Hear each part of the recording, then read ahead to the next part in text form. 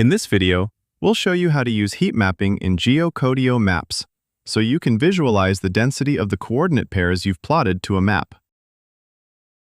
To switch from markers to a heat map, open the Style menu in the top left corner of your map.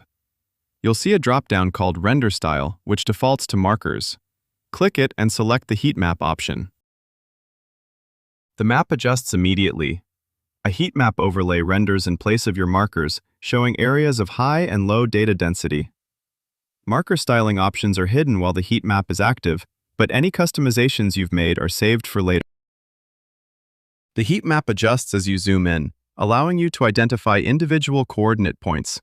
Zoom out to see broad density patterns, or zoom in to pinpoint specific clusters in your data. You can switch back to marker mode at any time by changing the Render Style drop-down back to Markers.